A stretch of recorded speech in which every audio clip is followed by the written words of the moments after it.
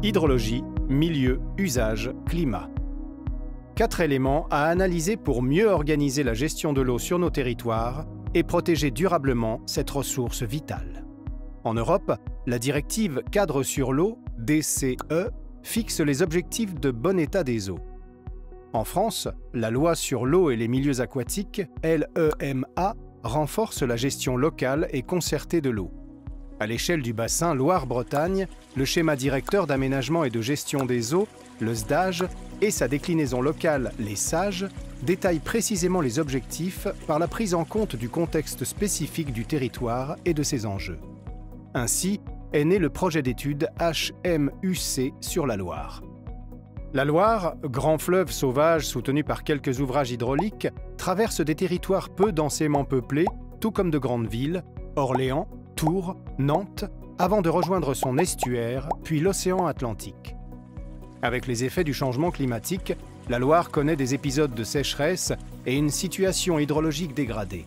À plusieurs reprises, des restrictions d'usage ont été mises en place, comme en 2019 et 2022. Cette situation rend nécessaire la mise en place d'une analyse HMUC globale sur l'axe Loire.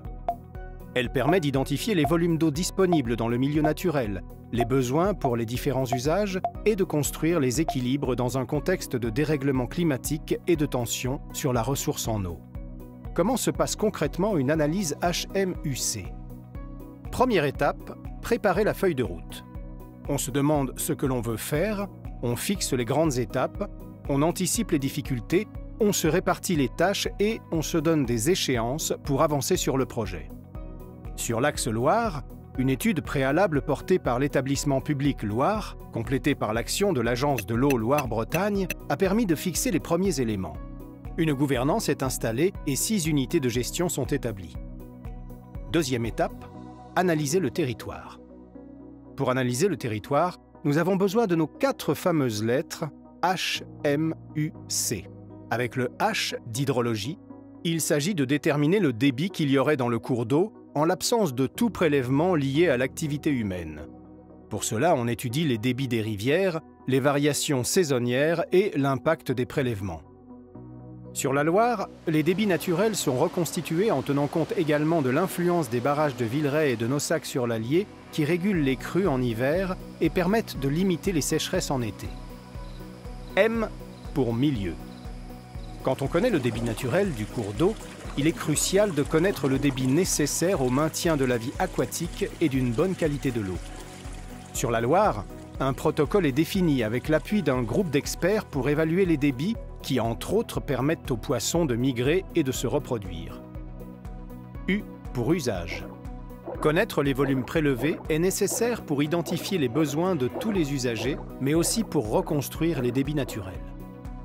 Sur la Loire, les besoins de tous les usagers sont recensés.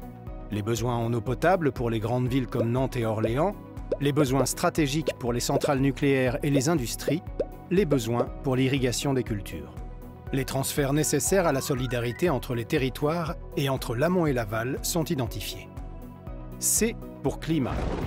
Comment intégrer les aléas du dérèglement climatique qui réduisent l'eau disponible dans les cours d'eau tout en augmentant les besoins en eau pour les usages et les milieux? Nous étudions les tendances passées et les projections futures sur le climat et sur l'hydrologie pour anticiper et adapter notre gestion de l'eau. Sur la Loire, les premières projections affichent des débits plus faibles en été et une augmentation des phénomènes extrêmes. Étape 3. Partager le diagnostic. En croisant ces 4 volets, nous connaissons maintenant le débit naturel et le débit du cours d'eau nécessaire au milieu aquatique. Quels sont les équilibres actuels? Les débits disponibles sont-ils cohérents avec les besoins des usagers? Les résultats de l'analyse HMUC permettent de déterminer la plage de débit à maintenir et le volume d'eau pouvant être disponible pour les prélèvements. Reste à définir collectivement des objectifs clairs et chiffrés. La décision s'appuie sur le diagnostic et sur des scénarios de gestion de l'eau. Sur la Loire, une analyse multicritères et des scénarios tenant compte des spécificités locales et de la saisonnalité sont élaborés pour aider à la prise de décision. Étapes 4 et 5, décider et agir. Un débit d'objectifs et des volumes prélevables sont alors définis et partagés entre tous les usagers. Les acteurs de l'eau construisent ensemble le programme d'action qui permettra d'atteindre ces objectifs.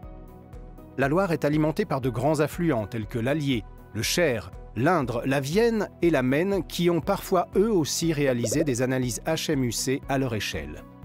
Dans le cadre de l'étude HMUC Axe-Loire, une analyse de cohérence est réalisée pour déterminer si les objectifs envisagés sur l'ensemble des territoires sont concordants.